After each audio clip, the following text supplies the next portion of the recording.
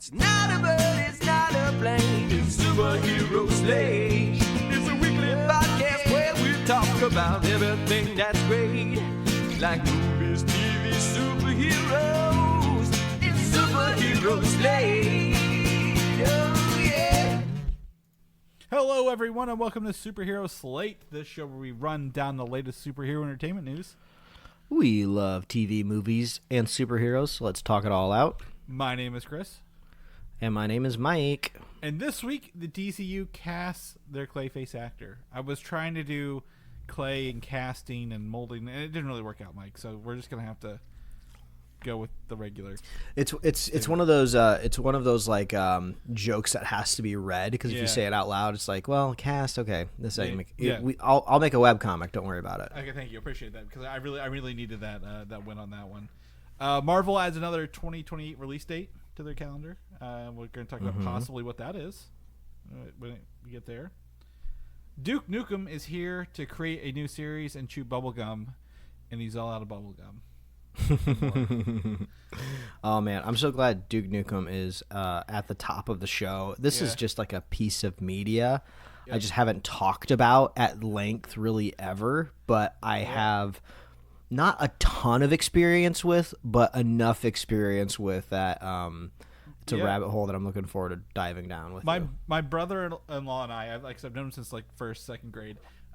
It's like one of his favorite games that we always played growing up, and every time I see a copy in the wild on like PlayStation 1 or like Nintendo 64 or whatever, I'm like, do you have this one? Do you want it? Because I end up like just buying it for him. It's like birthday gifts or Christmas gifts.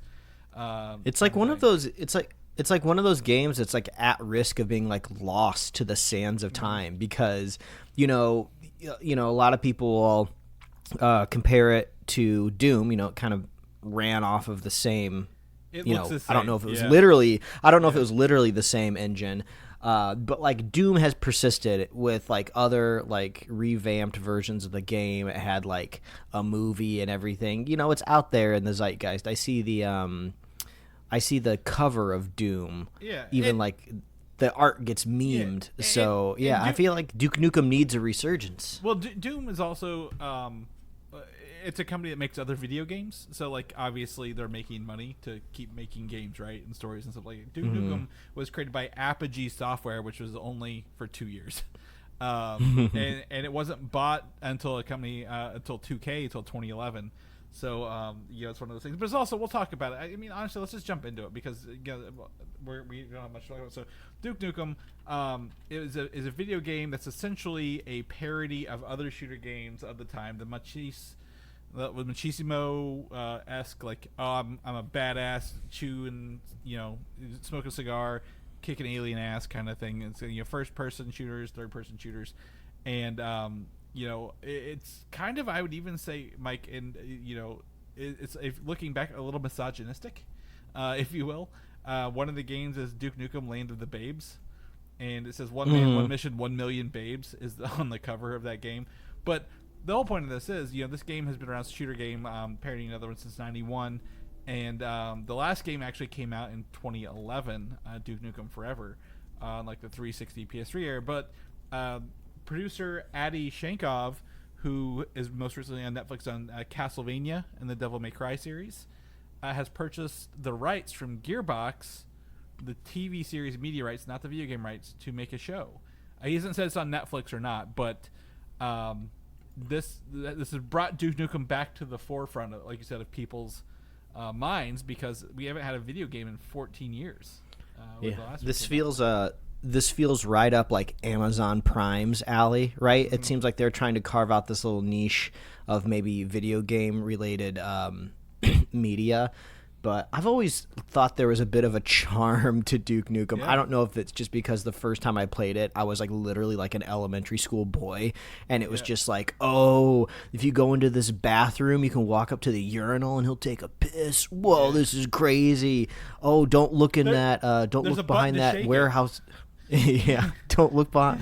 Like, don't go into this janitor's closet, or you'll see like this pinup model poster that they put on the wall. This is crazy. But I don't really remember which Duke Nukem game it was because I can't recall the title off the top of my head. All I can say was it starts off and you're on the roof of like a skyscraper or like a building or something in some sort of like city, and I just remember playing like those first 2 levels like over and over and over and over again in my childhood, to the point where like you learn where all of the secrets are, just like Doom. You know, you walk up to like just like a random looking portion of a wall and it like flies up and there's like a rocket launcher behind it. So I know you're talking about Duke Nukem 3D. I'll tell you that right now. I know exactly the level you're talking about because it's in Hollywood. And you're on top of the buildings. But Duke Nukem 3D was also literally on every system known to man at the time. If you go look it up, it was like literally on every video game console from PlayStation 1 to the N64, Sega, not the Dreamcast, the other ones. But like the cover of that is the Doom cover with Duke Nukem on it. Like that's why it's one that stands out. So obviously popularizing first-person shooters, very raunchy, very violent, kind of thing. But at the same time, it is fun to play. It's fun to revisit that stuff. It's like a snapshot of that era, kind of thing. You're like, what is it? The movie They Live. Are you familiar with that one where it's got Roddy Piper puts on the glasses and he sees the aliens under kind of everything. So it's very much like that, kind of. I like it. I think this was fun. Adi Shankar has also done those. He calls it the bootleg universe. He did like a Power Rangers movie that was like R-rated. He did the Venom thing, the Punisher Dirty Laundry short. Like he's done all these things. Like he know like it's like content made for fans by a fan, is what it feels like, right? And when you're doing something like Duke Nukem, you can't. His quote is exactly this. It's a middle finger to everybody. When Duke Nukem blew up, a bunch of people sat around trying to turn it into a brand when it's just a middle finger. Like, you can't overthink Duke Nukem. Like, you can't make it a franchise. You just have to say, this is what he is and this is what he does. And you have to, like, suspend that disbelief and kind of roll with it, right? Yeah, I remember. I don't know, Chris. Maybe you have a better You obviously have a better catalog memory than I do because you're able to pull out that Duke Nukem 3D title out of nowhere. There was another Duke Nukem title that I played when he transitioned from first-person view to third-person, and I think it might have been on. It must have been on one of my PlayStations growing up. And you would like go from like level to level, or I guess world to world. And I distinctly remember one level where like Duke Nukem is like dressed up as like a cowboy, and I'm like running around shooting people with like 6 shooters. It's a wild universe, and it's a good quote there of it's like a middle finger. It's kind of like a parody. He's like parodying other video game stuff. Yeah, I'm pretty sure that's Time to Kill, because you mentioned cowboy. Like Time to Kill, like I think it goes through different times that like eras. Oh, you're probably right. So I think that was the next one, was Time to Kill, which is like a PlayStation one. There were some Game Boy games, if you will. Duke Nukem. There were even the mobile games. Remember the games that used to just be on phones, like little JavaScript games. And it was like Duke Nukem. What's that? Mobile. Was it like not Land of the Bikini Project? I think it was. Like they've really just like they skewer a lot of stuff and they are fun to play. But it's like you're just shooting aliens. It is Doom. It's Wolfenstein. And then the one you mentioned is kind of like, if I remember correctly, kind of like a Tomb Raider kind of gameplay as well. Like a little bit. I just looked it up and you nailed the title. You're exactly right. Okay. Yeah, because the titles kind of give away with what it was, right? I recently, probably a month or two ago, played Duke Nukem Forever for the 360.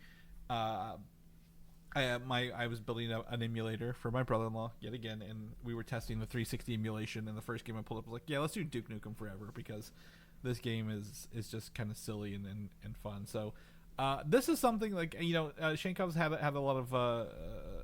Is it Adi Shankar? I'm probably butchering his name. The more I say it out loud, I'm like, I don't think it is it.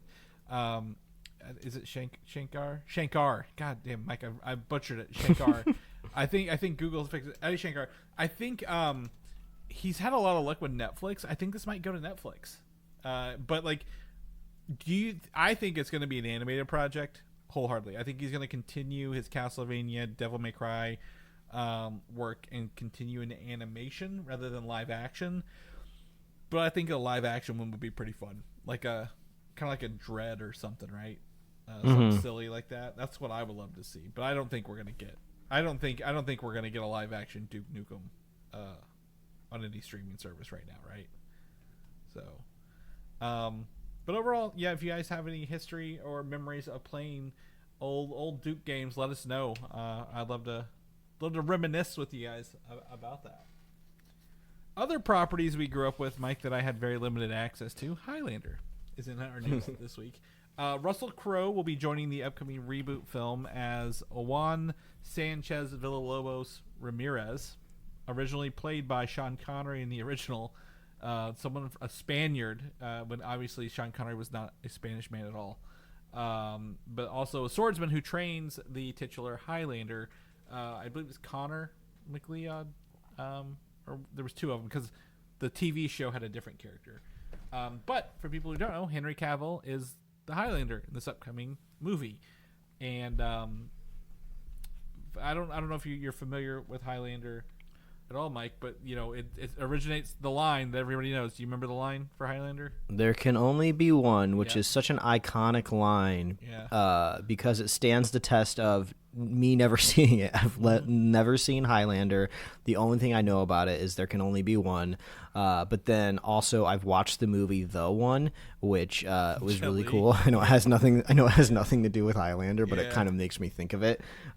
They're kind of similar premises, right? Yeah. But also this just goes down the rabbit hole of like, what is Henry Cavill's next project supposed to be? Like, I feel like he's had 1,000 of them out there in the water and none of them have come to shore yet. I mean, I believe you when you say that this is like in production and everything. And I'm sure a camera maybe has been turned on at some point. I don't know. Yeah, I think it's going into filming this fall, late summer, early fall, because I don't think they would announce Russell Crowe if they weren't like ready, like to announce other people to this. Russell Crowe and Henry Cavill, both famously Man of Steel, right? Russell Crowe played Jor-El, Henry Cavill as his son. And we all know Henry Cavill's working on his like Warhammer 40K project for Amazon as well. But I think this is the first announcement of many, and we're going to start getting more and more people announce for this as they kind of kick off the production. Because you're right, what has he been doing lately?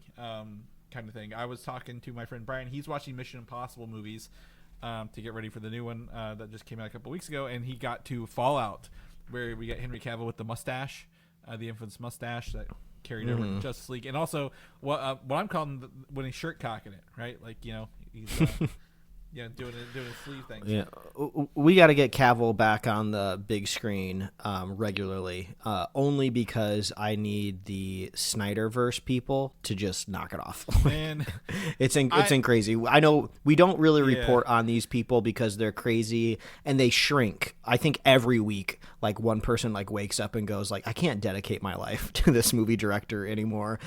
So the minority is louder than ever. But I saw that they were trying to like organize like a boycott around this new Superman movie. They and, weren't. Like, it's so stupid. One person made a post on Reddit and it kind of got a little traction. Like even the Snyderverse Reddit people were deleting like, actually this is really not cool at all, kind of thing. And then to the point where like James Gunn was like, yeah, we're not worried about those guys at all. when James Gunn and Zack Snyder were even together like a couple months ago, remember when they did that photo together? And like it's so weird to have like such an obsession for like, I want to ruin the DCU because obviously if the DCU fails they have to bring back the Snyderverse. And I know it's been beaten to a dead horse, but Zack Snyder got what is essentially a golden parachute out of the DCU. He went to Netflix, got a blank check, and was given the opportunity to try to kickstart two fresh, brand new universes. I'm sure with not many studio notes, because I don't know how he would have arrived where he did with studio notes. It seems pure Snyder, and it didn't work. This man he would not have brought you a satisfying DCU. Whatever, I don't know. Right. Either way, getting Henry Cavill back, I don't think I don't think he's a bad actor in some of these roles. I think seeing him as Highlander obviously would be interesting. For those who aren't familiar with Highlanders, Mike said there can be only one. Essentially, there's this thing. It's called I don't remember. It's not the quickening is what happens. Highlanders can only be killed. They're immortal and can only be killed by decapitation. When you decapitate another Highlander, you gain their knowledge, strength, and experience, all this other stuff. And there's like a big burst of energy. And at the end of it, when there's only one immortal left, they get like some either like a wish or like some exponential power. There's been so many Highlander movies and TV shows, and they've retconned and changed everything so many times. It's interesting that they're coming back to it, but I think it's time for like some of these B movie things to come back up here. So I'm interested to kind of see where this goes, but like probably to Mike's point, I'm interested that two high profile actors. I don't have a dog in this fight for Highlander, so I'm excited to see kind of what they do with it going forward. Henry Cavill's got experience with the sword. He was doing what was that the Witcher show for a while? Yeah. Mm-hmm. So he's got experience with the swords there, so we'll see when he does with that. Continuing our journey into the DCU, we're going to talk about Clayface. Actor Rhys Harries will play the title role in this upcoming movie, which I've heard has been rated R. I couldn't confirm this, but I'm pretty sure it's going to be rated R because it's like a horror film. I don't know who Rhys Harries is, other than the photos I've seen online. I think there was I don't know him off the top of my head, but I think Gunn was like quoted saying that they went through a lot of casting options, so it seems like they're at least being picky, which is good. That's not a bad thing to hear. It seems like a lot of these types of projects kind of get greenlit because a big star gets attached, Oh, we got the big name, so we can really push this forward now. It seems like, oh, no, we got the big creative behind it, which was, what was it, the guy from Mike Haunting of Hill House? Yeah, Mike all that stuff. So they're like, we got our kind of like our gem, our cherry at the top of the sundae. So now we just look for the best kind of like creative choices. So I like that idea. Yeah, I kind of go through the stuff. I've heard of some of the movies, but I couldn't tell you. Like, I didn't watch The Gentleman from like 2019, wasn't that like Guy Ritchie film? He was in that. The Return last year, Kandahar a couple years ago. So I don't know, but he obviously probably doing pretty good. They also confirmed that he will play the Matt Hagen version of the villain, which is the second person, I think, to be Clayface in the comic books. He was an adventurer who turned into a monster after coming into contact with a radioactive pool of protoplasm. So if they are going to do this, it sounds like they're going to go with like the sci-fi route, if you will, right? Rather than someone who, just has powers out the gate or is using, like a mask. Yeah, I wonder if this is basically an acknowledgement of the Clayface that we saw in Creature Commandos. This is going to be a sequel to that kind of Clayface in a way. Maybe this, I don't know exactly how the clay works on this, because you think of Clayface, and also I'm kind of thinking of like, Groot from the MCU can be like kind of torn down to nothing but then regrow. But like, is Clayface, since it's more of like a goo, is it kind of like a symbiote in a way of like, a piece of it can break off and maybe go to somebody else? But maybe this is their way to kind of riding their way around Creature Commandos. So I'm going to hear Matt Hagen has temporary shape-shifting, voice mimicry, and a malleable clay-like body, which allows him to manipulate his physical features at will. He must re-immerse himself in a pool of protoplasm that gave him his powers to recharge them every 48 hours, or he would regress back to his human form. Later, he duplicated the protoplasm by scientific means, but only for 5 hours before needing to be renewed. So this sounds like the movie. What's that movie that just came out last year? The horror the beauty film with the substance or substance, yeah. Yeah. It sounds like that a little bit, if I'm going to be completely honest. Like, you could only do this for like, you get a little bit of time, and then you go back to the protoplasm. Either way, so obviously they don't have to stick to this. This is just the comic book version. The original Clayface, Basil Karlo, had no superpowers but wore a clay mask. So yeah, that's kind of the interesting. But there are like 4 or 5 Clayfaces, 6 I think maybe. That could be it. So to me, it's fine as long as it fits in the DCU and is a good movie. I don't care. I mean, I feel like one of the bigger pullouts from this news that I remember last week was when Gunn announced the casting. He thought it necessary to say like Matt Reeves also really liked it. Like he didn't say it needed to be like approved by Matt Reeves. He was just like, oh yeah, we all love it. Me, Matt Reeves, we love this casting. It's just like, well, why are you bringing up Matt Reeves? Like, are you trying to like gain some creative like credibility to like, oh, Matt Reeves, he's a great creative, a great director, has cast many great people. He really likes this Clayface. That maybe could be the answer. It's the most simple, straightforward one. Or do you go conspiratorial of like, Gunn brought up Reeves. This is Clayface is supposed to be in that universe. Maybe this is the direction that they're going. They're going to have a Splinter universe with a different Batman. I don't know. Time will tell. That brings us to the last point. The one I added today was that James Gunn did confirm that we will not meet the DCU Batman in Clayface. We will not see him until his own movie. So it could still be standalone. This is, again, one of the few films added to the roster. So this and Supergirl, right? The next two films were not in the original Gods and Monsters lineup yet. And the next movie as well. But, you know, it's interesting that, you know, if Matt Reeves is involved, maybe he's just leaning on it because he's so busy. And right, you know, we've talked about this. James Gunn he literally can't do everything as a studio head, right? Like, he has to let some of the people go or do it. We have I think we have a director for this movie, right? Is that what we said before? But yeah, I don't know. I'm excited. This is exciting because we've never had a Clayface movie. This is a very unique. You know, we talk about characters who need to be brought to the forefront. I think this is an interesting character to bring to the forefront. Does it feel a little venomy for the DCU? A little bit. But, you know, with a good creative behind it, Mike Flanagan, they're obviously casting good people. They've got a plan for this. It might probably be better than Venom at the end of the day. So with that.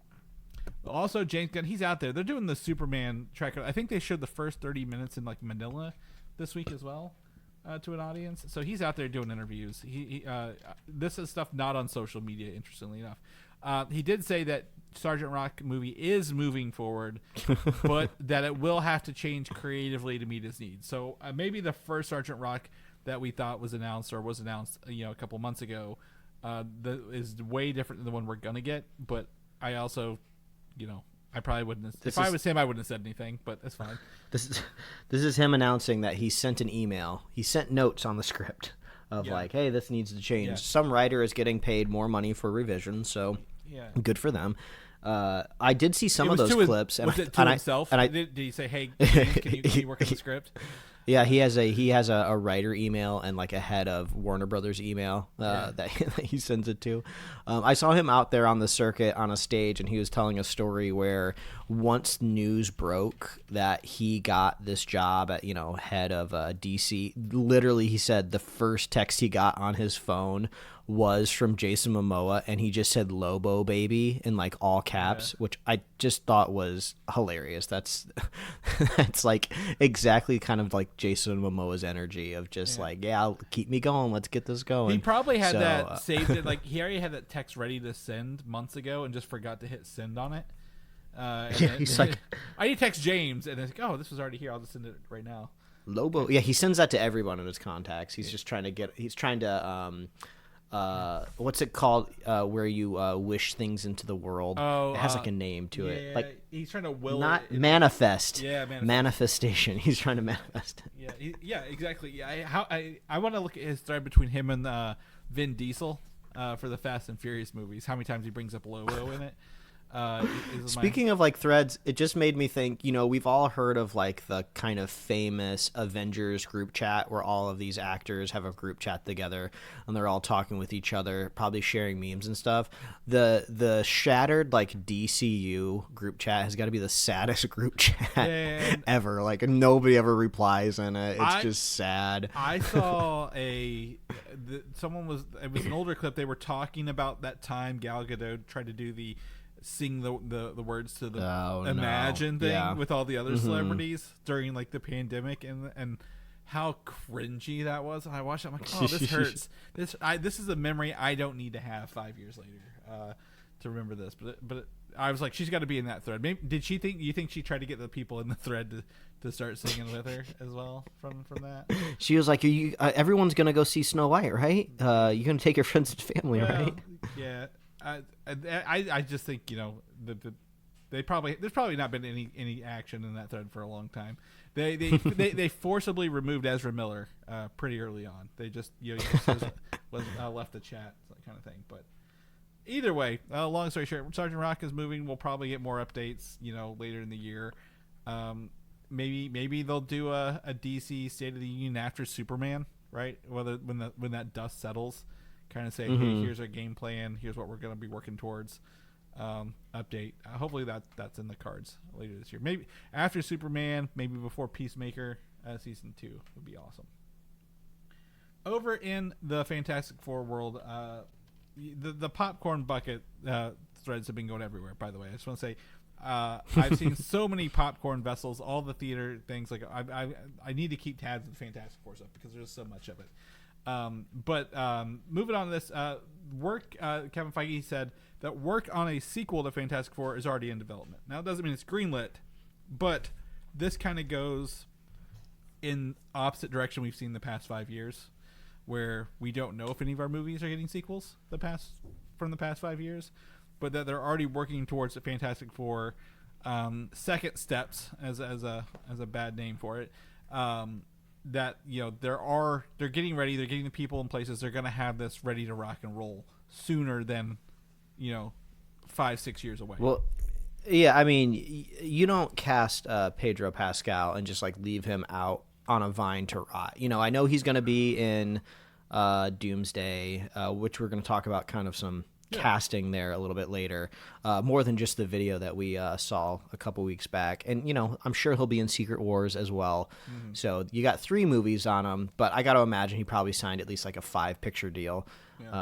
And Reed Richards is an extremely important character in the MCU because he can do so much legwork when it comes to like explaining story, universes, moving things where they need to go, literal like planets, pocket dimensions, whatever you need to do. We don't have Tony to do that. He's a good replacement for Tony's scientific elements that they brought to the first several phases of Marvel. Yeah, and Bruce is smart, but who knows where Bruce and Thor are going to end up. They're these kind of like legacy characters at this point that they're probably going to be pivoted away from in the future. Mark Ruffalo will show up. You bring it. You say it's catered lunch. He's going to be there. Okay. So. You know what? I honestly think you're right. I think that he could persist for a while. He probably has like a weird special carved out contract or something. Yeah. But yeah, Reed is very important. So, we always talk about this theoretical reset that they're going to do in the MCU. He's the type of character that survives through that, remembers it, and tries to adapt. So with his whole family. So, yep, not surprised. And I think, I don't have this in here, but the next 3 pillars of Marvel, there's the cosmic portion of it, the X-Men portion of it, and I forget what the third one was, but they feed into the cosmic portion quite a bit as well, right? So that's great. Also, Kevin Feige said this past week that the events of Fantastic Four will lead directly into Doomsday. So that's great. We'll have a standalone Spider-Man movie, which we'll talk about later. But that's good to know that the end of that movie will kick off our next big event, right? Several movies long worth of events. For that. So no surprise there, but good to know that that's what we're looking forward to. Lastly, there's a Little Caesars ad. It's in Spanish that I've seen talking about like this 4-way pizza. So you can get a pizza cut like how you get half and half. Well, imagine you get 4 quadrants of pizza now at Little Caesars. You can pick what 4 quadrants you want. Great, Fantastic Four pizza. And then with that, you can kind of see the Little Caesars guy with the box being picked up by the Mole Man's giant creature, Giganto. I don't know if this is in the movie or not, Mike. This could just be something they put in for this trailer. He doesn't look like a movie quality villain in this render. Yeah, I've seen similar opinions out there. And also, I guess people have been struggling to find this spot in high definition. Yeah. I saw somebody going nuts because they could only find like low-res versions of it, which makes sense because it's an ad and those like usually get trafficked through like other CDNs and stuff like that. And it's not like Little Caesars is uploading it in like HD on their YouTube channel, Yeah. But if I had to guess, if they are revealing a visually iconic character, which exists on, classic Fantastic Four comics. Number 1, yeah. I don't think that they're wasting. I don't think they're spoiling a reveal. This strikes me as a character we see in like the opening of the movie, you know, where we see the team rally together and fight, and we establish that they're heroes and they have powers, and they put this monster away in like 5 minutes, you know. And also, you know, if you look in the background, like this is supposed to be like they literally have created Little Caesar standees behind the creature, right? Little displays. And then if you look at the light, does that look like the Denny's logo to you? The other three signs, like, is Denny's owned by? Yeah, it does kind of look. Is Denny's owned by Little Caesars, or this is the same corporation? They could have the same, because Denny's is doing like they always do those cross promotion meals, and I wouldn't be surprised if there's a Fantastic Four meal at Denny's going on during Fantastic Four. Hell, we probably even covered it already, but you know, there's so many cross promotions. And the fact that this is only in Spanish is interesting. So, you know, as we get closer to the movie, we're about a month away, coming up on a month away soon. We'll probably see if this is real or not later. But to me, even if it is, it's not a spoiler because we know who the villain is. Giganto's not going to fight Galactus at the end of this and save the day. He might just be a blip in the cosmos. But it also, like you said, it doesn't look real. This is like something you go to Fiverr for and say, hey, can you mock me up this 3D model real fast? But maybe it's the compressed version, like you said, rather than anything else. But that's fun. I'm excited for Fantastic Four. The more I see, the more I kind of get hyped for it. So, you know, we got that coming up to wrap up. We go from Fantastic Four into San Diego Comic-Con, Mike. Even though Marvel and DC won't be there proper, it'll still be a good time for everybody. Also this week, there's like a nighttime announcement, I guess, or maybe just over here on the West Coast.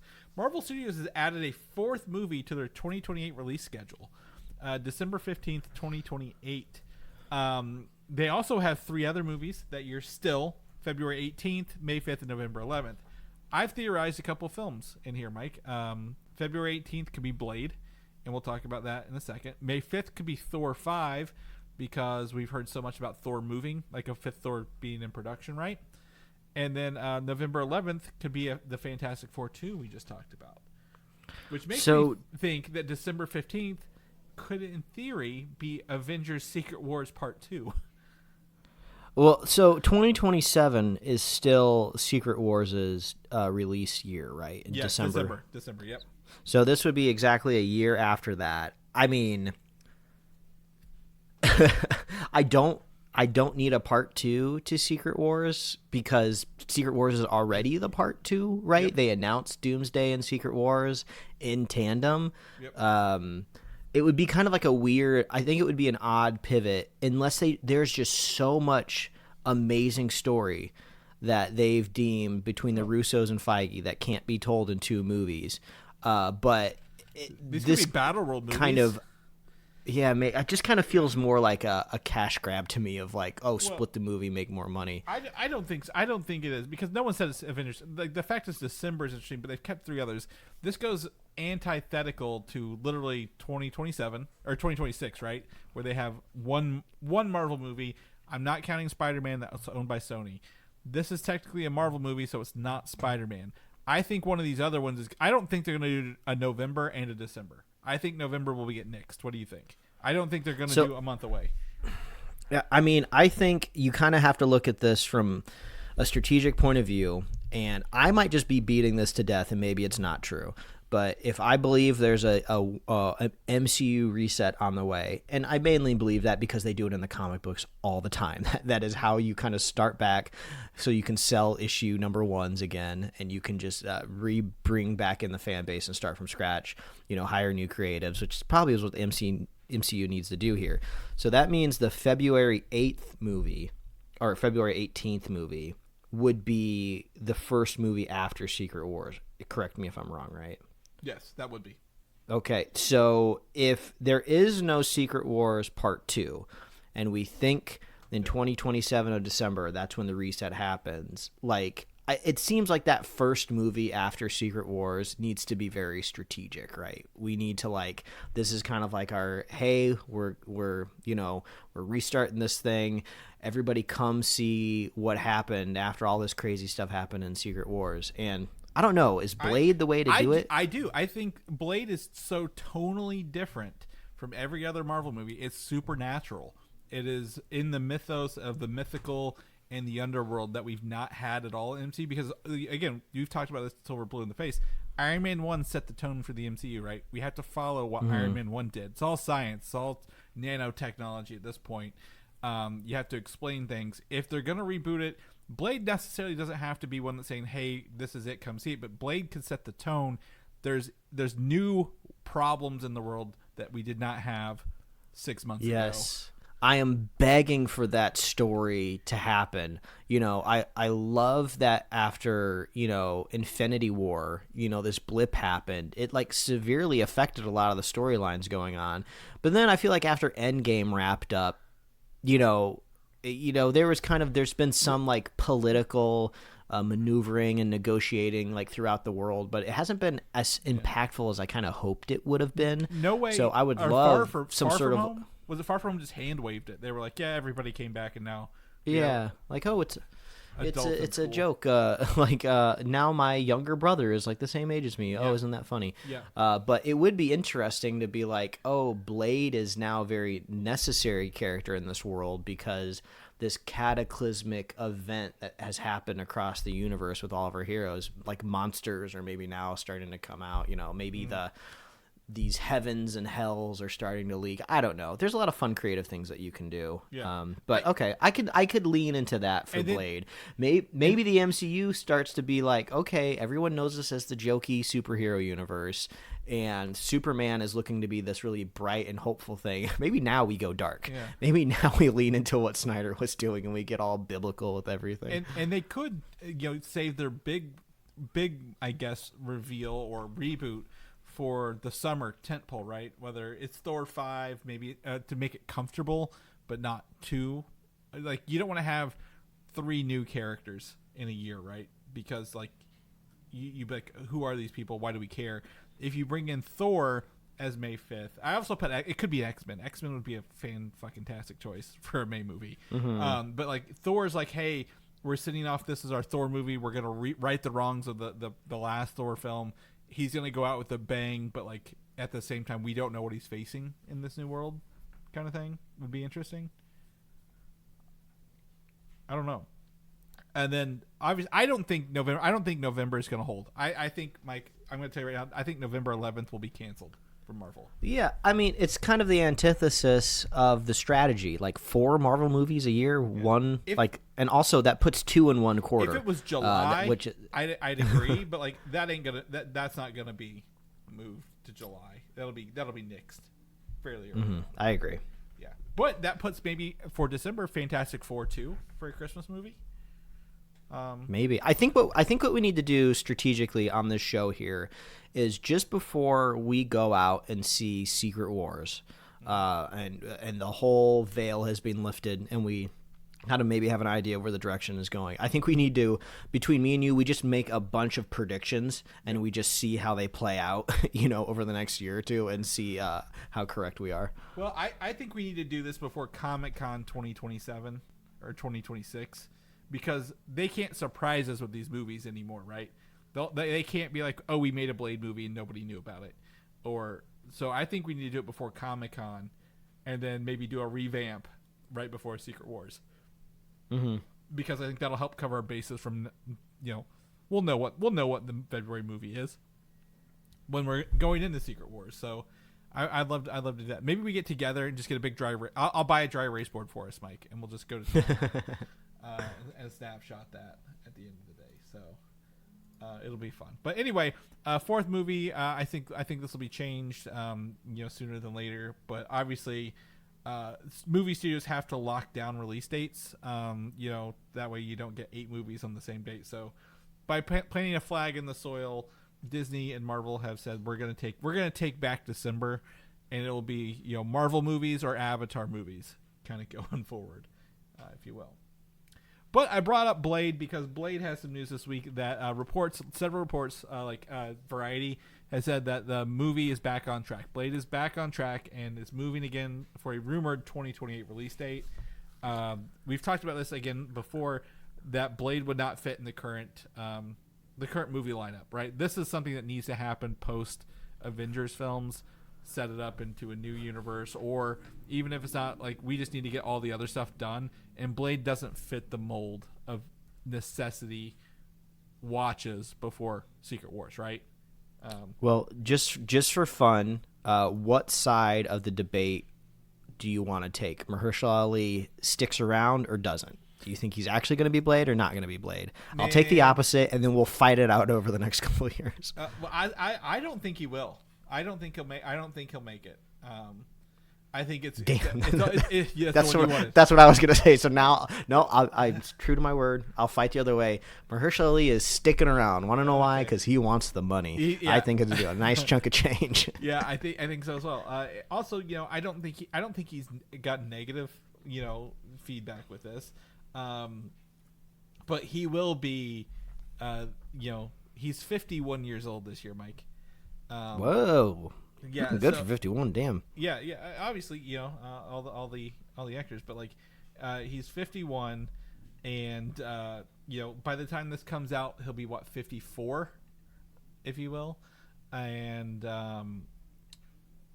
so will he want to be making Blade movies at 54?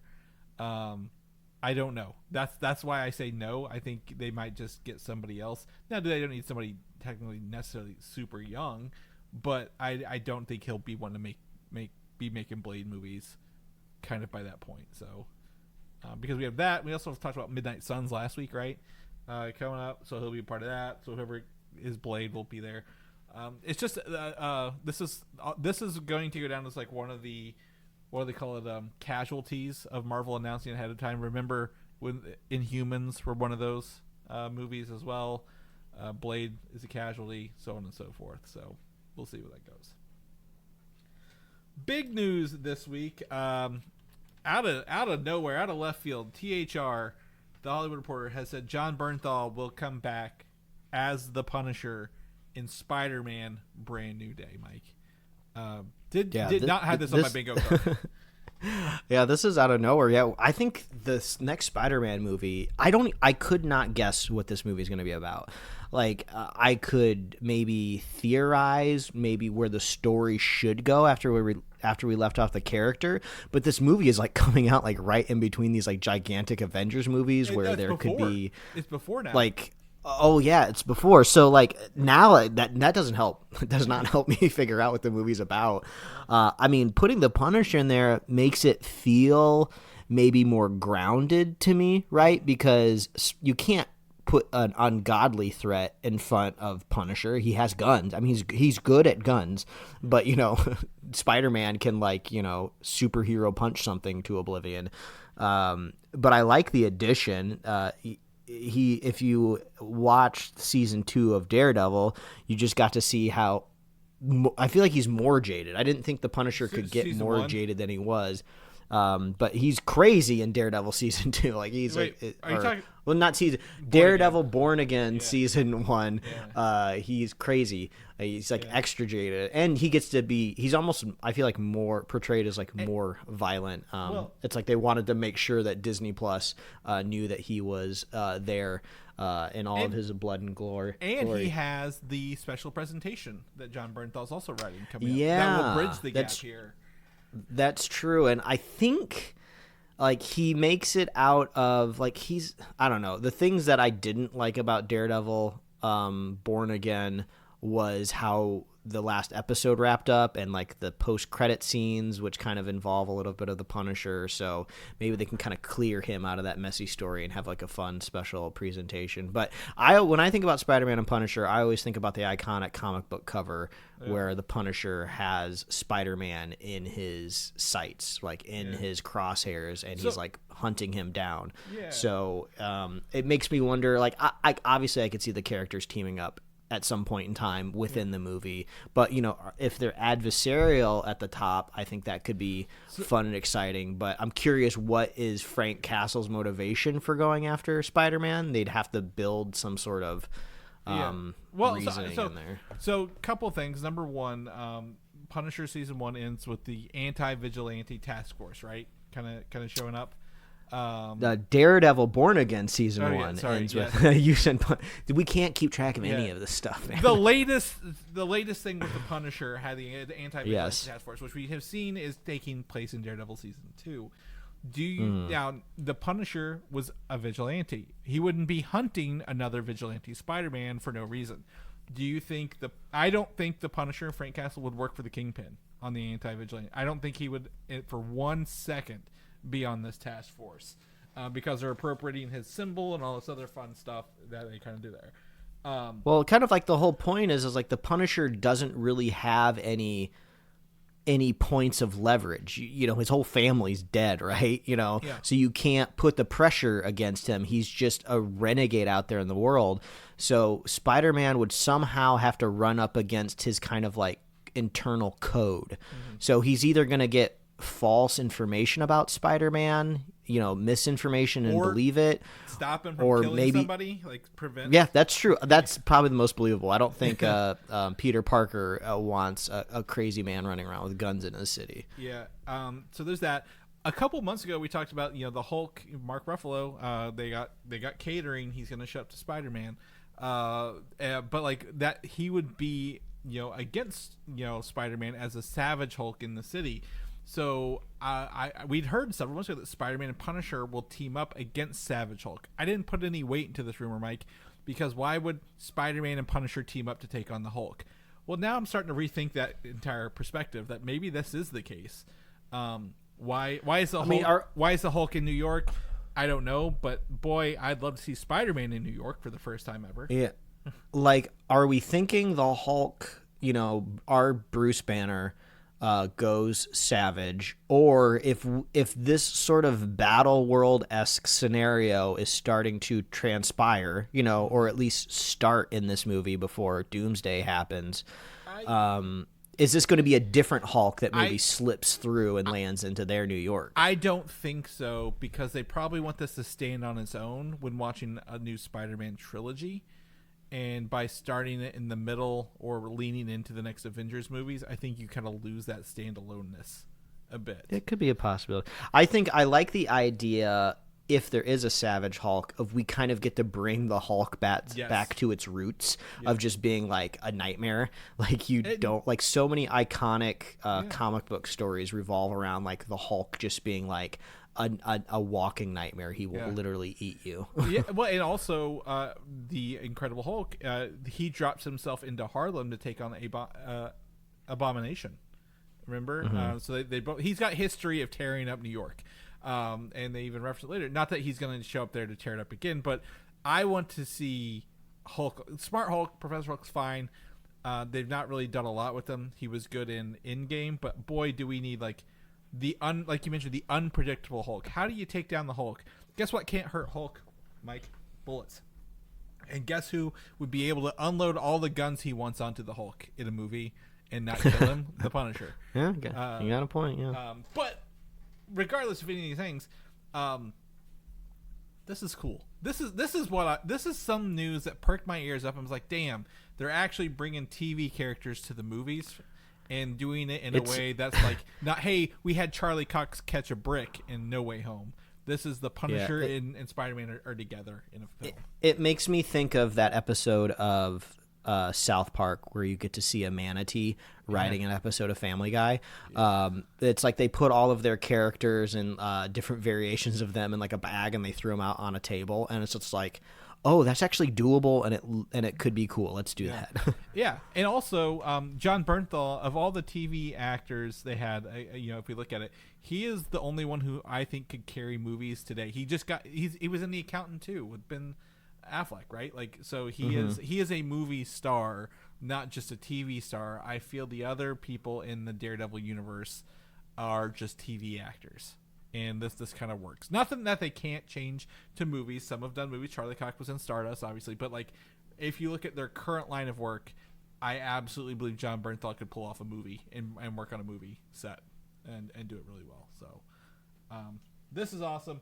I love this. Mike, thank you for not putting the Punisher looking through a scope at Spider-Man in our featured image because everybody else did, and I was going to be disappointed if you had. I did that a couple years ago, and it makes me wonder what the news was. We must have reported on the idea of this crossover happening already. I think it was Spider-Man coming to Daredevil TV show. I think that's what it was. Oh, yeah, maybe. Yeah, so, but anyway, brand new day. We'll probably hopefully get some more news this year because filming will have to kick off later this summer. Avengers Doomsday has some quote-unquote leaks from the Marvel Legends toy line. Toys have to be made way in advance, right, Mike, to get production made, boxed up, shipped across over here. So Avengers Doomsday, we already know who the main actors are. We know what they look like, at least in some first iteration suits. So the Marvel's Legends toy line for Doomsday has made its way on the list, and there are no surprises here. But I think these are going to be some very cool figures when we get them.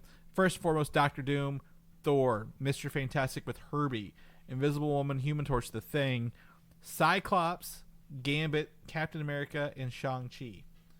I didn't expect Gambit to get his own toy. Cyclops was not on my list to get his own toy, but this sounds pretty cool. Yeah, I'm happy to see, Shang-Chi up there. I mean, yeah, you do bring up a good point. This could be hinting at main characters. Of course, they're going to try to tailor the toys to, like, maybe what they expect to be selling the most as well. But this is a crazy lineup. Can you imagine if somebody told you, like, 5 years ago that this was going to be a lineup of an Avengers movie? You'd be like, what? Yeah. If I walked out of in-game and they handed me this list and said, here's the next Avengers movie toys you're going to be buying, I'd have said, you're a liar. You're a liar, and I don't like you right now. I looked at it, and now I'm like, yeah, actually, I can see this. Shang-Chi has been gone for so long, Mike. We need him back. I think he's going to be a breath of fresh air in this. It'll be great. And for people this is Captain America. This is Sam Wilson Captain America, by the way. So give it that. I want to see the Gambit outfit. I want to see the Cyclops outfit. I'm pretty sure the Fantastic Four probably are going to have minor adjustments to their suits. Thor's kind of always had the same suit over time. So we'll see that. But obviously the biggest question that no one knows what it looks like will be Doctor Doom until we see him in person. So, I will say, for those who may or may not know, I get these a lot, Mike. You see them a lot. Those fake Tony or Robert Downey Jr. As Doctor Doom aged up on set photos. Oh, yeah. It's the easiest prompt ever to put into an AI image generator. Yeah. So don't believe any of those. If we have any officially, we will talk about them on the show. So get your facts here. Moving into Ironheart coming out very, very soon. They've gone ahead and given us the release episode names and release schedule. It's just 2 weeks. It's just 1 week. I guess 2 weeks. June 24th this week we get the first 3 episodes, and then July 1st we get the next 3. Fairly straightforward. A lot of talk has come out of this because it's got some Ironheart suit designs. I think that's the one from the movie Wakanda Forever there, drawn some mystical, the Wakanda beads, some mystical symbols, all this other fun stuff. But everyone is looking at episode 5. Mike, do you know why they're looking at episode 5? Oh man, it's that M. It's the red. Everything in this is there's red letters for the dates. Everything else is in black. However, they have highlighted the M in Karma's a Glitch to be a red M. And what does a red M stand for in Conspiracy Void?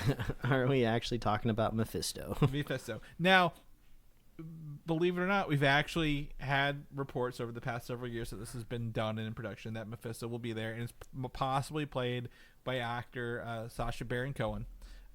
We've seen no truth to this. This could just be a ploy to get people talking on the internet. I don't know. I have no way to tell until we watch this. But, I was not a fan of Andor doing 3 episode releases. I'm more of a fan of Ironheart doing 3 episode releases because it's just 2 weeks for a show that we're half Ironhearted about. I'll show myself out. But I'm okay with watching 6 episodes in 2 weeks really fast for this. Yeah. I'm curious what the strategy is behind this, right? Because streaming services are constantly experimenting with these release strategies, which is so exhausting to me, of just not having any predictability of kind of like what you're going into. Like, I thought Ironheart, initially, like any other TV show out there, oh, I'm going to be there like once or twice a week or whatever. Now I have to I need to set aside time. I need to make moves in my schedule to get this done. Which I wasn't able to do that for Andor. I had to wait. It took me a while to finish and wrap that up. So I don't know if this Mephisto reveal is going to get spoiled for me ultimately, but I don't know. We saw kind of like, if we were describing this as like a dump, right, of just get this out there. I feel like they did something similar with Echo did the Echo. One. They did it all on one day with Echo though. Yeah, and was Agatha all along week? That Yeah. was weekly, wasn't it? But it was only like 5 episodes, right? Yeah, they usually do 2. No, Agatha was a full 6 or 8. It was a longer one. Echo was only 5. This is 6. What we normally see is a 2 or 3 episode launch followed by weekly. This is going pretty quick. I think they might be trying to get this out because I think Thunderbolts is coming to streaming in July, so they might be trying to get this done and get Thunderbolts on there / the new Avengers. But obviously, we don't know. They can do anything on streaming they want, like as Mike said, and they don't have to explain it. They're just doing it to test it. At the end of the day, for me, like I said, this is low stakes for us. I will watch it. I will. Do my little Marvel homework here, but this is the last show of the make more content right now kind of demand for streaming. We've talked about the movies are done. Thunderbolts was the first one of that. This is the last one of the TV shows. The next one is Wonder Man, which was announced after the fact. Seems more like a passion project, and then followed up by Vision after that as well. So, I don't want to watch 3 episodes. It's going to take me a week to watch it, but I will watch these all when they come out. But speaking of Vision, Mike, our last topic here for the day is the Vision series, and Marvel is currently working on multiple versions of the show's ending. And they're not filming this yet, as an asterisk, so they're not filmed it and editing the ending. They're, I think, was it focus group testing different endings to see which one will work for the script. Which, interesting. Well, yeah, that is interesting. To me. I'm like, that feels smart rather than just assuming the ending is what it is at this point, because the 2 ones that are rumored to be testing are one where Billy and Agatha feature in one version, probably meeting his brother, that we saw in the Agatha All Along show, or the other one as rumored is Wanda Maximoff returning in that. Maybe it's a robot version. Maybe he builds himself Wanda, or whatever. I don't know how this plays out in terms of, we talked about this trying to come out before Doomsday, so I don't know what either of these fully are, but it sounds interesting what they're doing, right? What do you think? Because if this is kind of supposed to be the ending of this like trilogy, in a way of how do we heal this family? Like, how do we bring it all together? Are we writing Paul Bettany out of the MCU? Which it would be so easy to keep him around, right? He was in that concept He's art. like alive, but technically not living, Yeah. So he could just perpetually exist, He was also Star-Lord's roommate in that concept art for Secret Wars. Oh, yeah, that's true. So it does make me wonder if there's going to be like a shot in this where everyone's going to kind of come back together. Wanda's going to show up, the kids are going to show up, everyone's going to be like reunited. It's interesting if they're like kind of like beta testing these different endings. It makes me think, they're trying to maybe find a satisfying ending, because I don't think you beta test something that's kind of like supposed to pivot into something else. You kind of already know what that ending needs to be if it's plugging into something else. The Wanda one sounds like it is like, maybe how do we bring back Elizabeth Olsen for not necessarily Doomsday but like Secret Wars? How do we bring her back? Obviously Billy has magical powers. They could use him. They, Vision could build a robot version of her if he really wanted to. I don't know, but like I feel like that could be the goal with the Wanda one, is to how do we bring her back And is it worth bringing her back, or are people like, oh, that feels cheap? At the end of the day. Yeah, I mean, I could see like Vision having the knowledge of maybe how to attempt it, since he's kind of this all-knowing being in a way, and if he meets his son who has very comparable magic powers, maybe we see them going back to that mountain temple or something, a family road trip to go resurrect your mother. I don't know, but really this is kind of like the first like Marvel family in the MCU that they've kind of constructed. It's never really had its time to shine outside of tragedy. The Fantastic Four is about to kind of like take up that mantle of the superhero family. But they come in as a family, right? This is one that's been built over time and created, if you will. So I think that there's, yes, Fantastic Four will be the first family, but this is like an earned family, if you will, which I think is a little different. Nothing against either one. So, but the most interesting part of all this is the rumor I saw today is that Ultron, who will be in Vision, is rumored to be considered for future MCU projects after this, and which technically I guess is what the grandpa or father to Vision, if you will, a little bit, like half father. Yeah, I guess you could look at it that way. I mean, we all loved James Spader in the role. I mean, his voice just resonates behind that design just so amazingly, but the Age of Ultron to me is not a successful movie, unfortunately. So Ultron coming back, I mean, it makes sense. It's he's also in a way kind of an unkillable character. You just, if there's like a bit or a bite or like a binary sequence out there in the world, you can write him back into existence very easily. So the only reason I bring this up, we talked about the theory of Marvel going to space, and we've heard of Annihilation and Nova takeover. Like, we've talked about that several times over the years. The follow-up to Annihilation in the comic books was Annihilation Conquest, which is Ultron had sent his conscious or a copy of him into outer space. So imagine we get Ultron, but he's been in outer space the whole time building a robot army rather than actually on Earth doing it. Because we've assumed he's just on Earth the whole time, but what if he got on a satellite or a ship and kind of got away at the end of that? We did see at the end of Age of Ultron, Hulk was in a spaceship going to another planet, right? That we caught up in Thor Ragnarok. So I think it would be fun to have, if Ultron did return, he would be out in space somewhere, doing his Ultron thing, not on Earth, and that's the reveal. That he's just been out there could the be whole possible. Time.